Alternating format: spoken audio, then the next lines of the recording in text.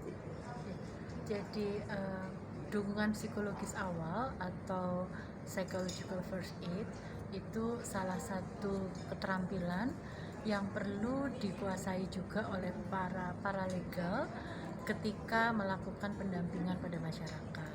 Tujuannya adalah ketika menghadapi kasus-kasus yang ada di masyarakat, terutama juga pada hari ini adalah untuk kasus-kasus anak misalnya, maka bisa melakukan bantuan psikologis awal untuk mengurangi stres ataupun trauma yang terjadi, dan selanjutnya tentu saja melakukan pemantauan, dan kalau memang dibutuhkan perlu untuk bisa tahu kapan mengirimkan pada profesional yang sesuai untuk melakukan penanganan pada anak. Saya kira itu. Monggo Pak. Baik, nanti saya akan memberikan materi di sesi simulasi ya, di mana ini para peserta pelatihan paralegal itu nanti diharapkan bisa untuk berpraktek bagaimana menangani sebuah kasus khususnya terkait dengan hak anak yang terlanggar. Kemudian kita akan menampilkan beberapa sampel kasus yang kebetulan ditangani di lembaga perlindungan anak juga, seperti itu. Dimana di situ kasus-kasus itu adalah bentuk-bentuk terjadinya ada anak yang berhadapan dengan hukum, anak sebagai korban, seperti itu. Jadi kalau misalnya anak berhadapan dengan hukum adalah anak yang melakukan tindak pidana, apakah itu penganiayaan seperti yang pada saat ini sedang banyak menarik perhatian, yaitu adalah bullying. Itu juga aja nanti kita munculkan sebagai kasus yang untuk materi simulasi. Kemudian juga ada konflik pengasuhan, karena juga kadang juga sering terjadi di atau ditangani oleh lembaga perlindungan anak. Intinya seperti itu, bagaimana nanti untuk peserta paralegal itu bisa berpraktek, bisa menerapkan apa yang sudah didapat materi-materi selama pelatihan ini. Seperti itu. Untuk hari ini saya mengisi materi tentang teknis penyusunan dokumen, laporan, dan kronologis. Jadi ini suatu rangkuman pada materi-materi yang kemarin yang diberikan, misalnya dari BBAN, dari Jalvan, tentang materi-materi untuk persiapan paralegal itu sendiri. Jadi tujuannya agar mereka mengetahui gimana cara kronologis kita menerima klien dari awal, misalnya dari berkas-berkas yang harus dilengkapi, terus berkas-berkas itu seperti apa. Nah, itu yang akan kami berikan untuk para peserta paralegal. Diharapkan dalam penyelesaian masalah itu bisa menjadikan acuan ya, bisa memberikan acuan agar lebih ideal dalam pelaksanaan penyusunan dokumen, karena untuk mendapatkan penyerapan bantuan hukum dari Kanwil itu harus ada kelengkapan dokumen dan syarat-syarat sesuai peraturan pemerintah. Jadi materi ini akan saya berikan biar paralegal lebih untuk secara kualitas bisa tercapai.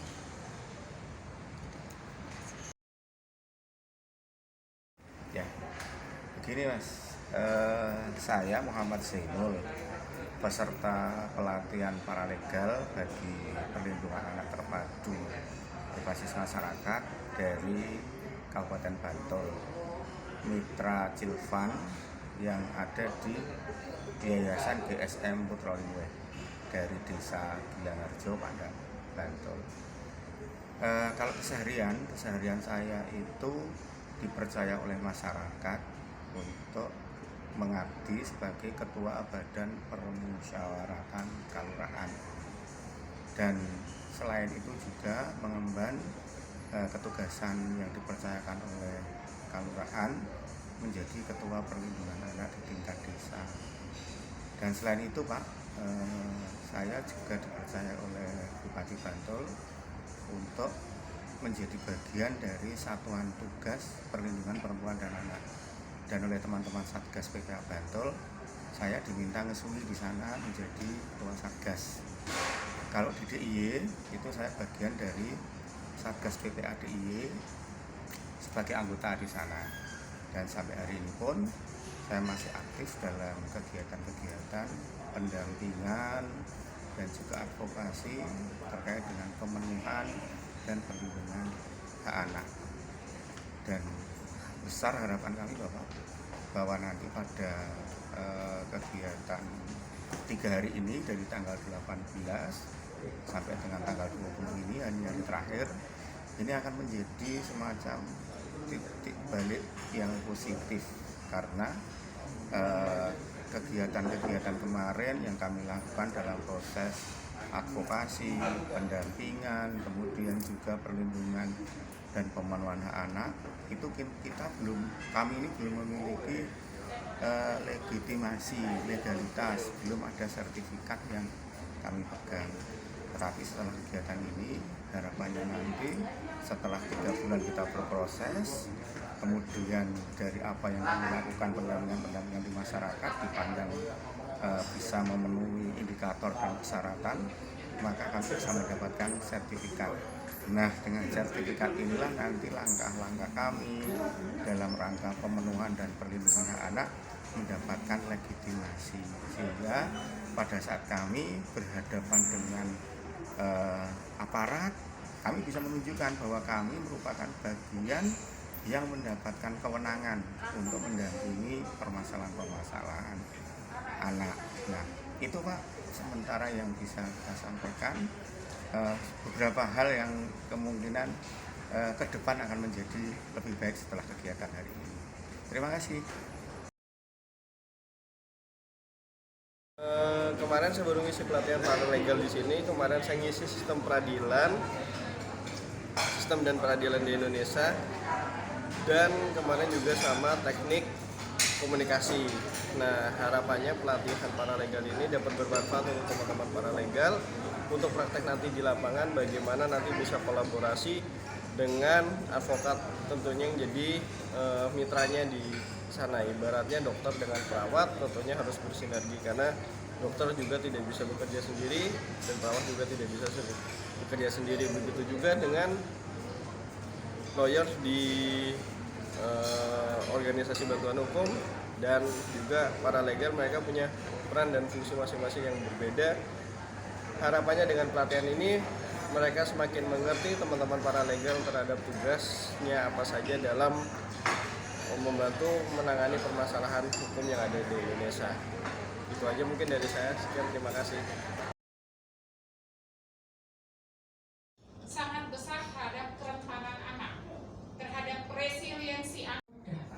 Untuk melihat, jadi, memang pada anak kita perlu mengamati setiap fase perkembangannya. Mudah rentan, tidak rentan.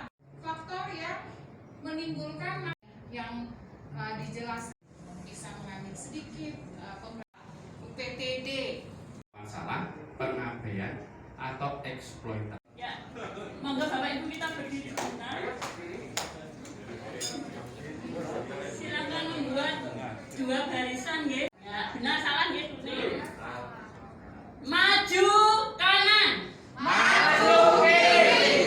Benar. Bu. Selamat siang dan salam sejahtera untuk kita semua.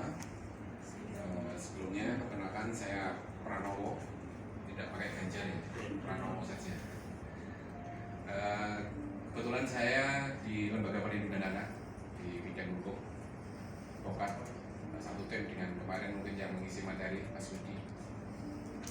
Dan pada kesempatan ini saya akan menyampaikan materi tentang simulasi. Jadi nanti saya akan memberikan contoh terkait dengan beberapa perkara. Kemudian nanti kami berharap dari Bapak Ibu bisa mempraktekkan bagaimana untuk bisa paralegal itu bisa menangani atau mungkin mendampingi dalam perkara itu. Halo, gini loh Mas, saya mau curhat boleh? Tunggu sini. Ya, apa? Ini loh, gara-gara teman kamu. Ancamu siapa? Yang kemarin saya kenalkan sama saya. Tapi dia pengkhianat loh. Duh, pengkhianat? Iya, kok pengkhianat kayak mana? Saya sampai hamil. Hamil? Iya. Oh iya? Apa bisa? Bisa aja dong. Ini Pak. Iya.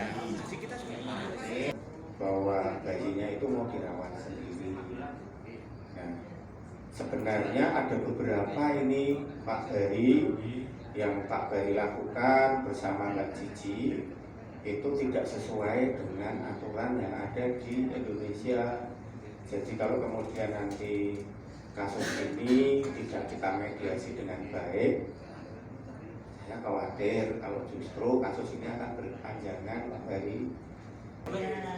Tugasnya orang tua Junet akhirnya datang ke kantor YLPA DIY untuk mengadakan peristiwa yang dialami oleh anaknya dan minta pendampingan hukum. Saudara yang saat ini sebagai paralegal dan menerima pengaduan orang tua Junet ini, apa yang akan Anda lakukan? Nah, ini dari kelompok 3 yang akan menjadi Junet adalah Bapak Agus, kemudian ibunya Junet. Iya. Oh, wes ngene ayo.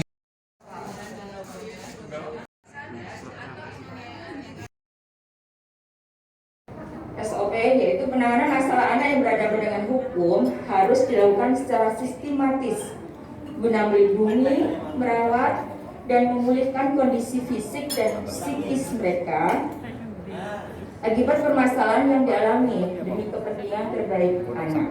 Dan untuk itu menjamin proses penanganan ABH anak yang berhadapan dengan hukum dapat dilaksanakan, maka dipandang perlu adanya standar operasional prosedur yaitu SOP itu sendiri jadikan acuan dalam penanganan untuk anak yang berhadapan dengan hukum.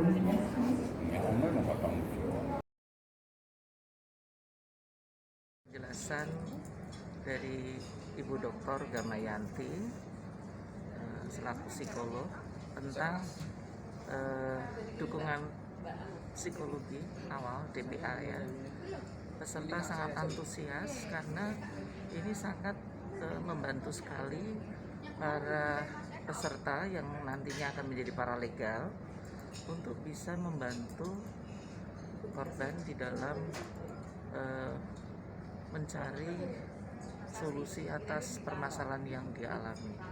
Yang kadang-kadang karena ketidaktahuan para pendamping mengenai dukungan apa yang sebaiknya secara psikologis diberikan, seringkali justru malah memperparah korban.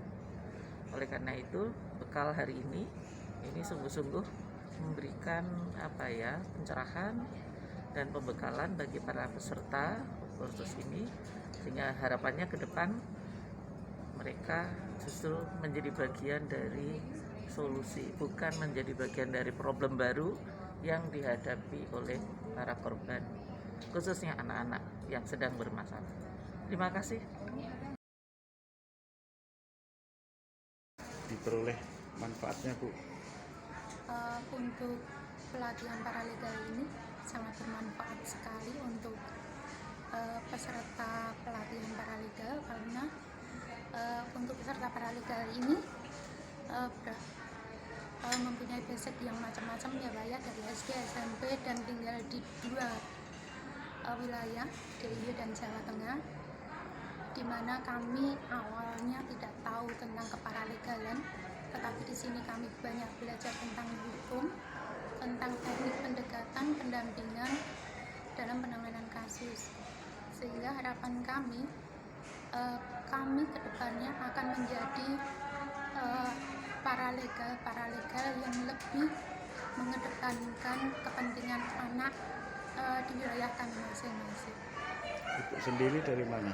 Saya sendiri dari Cilacap, Pak, Banyumas. Karena kami mendampingi wilayah Cilacap dan Banyumas, seperti itu. Terima kasih Bu. Sama-sama Pak.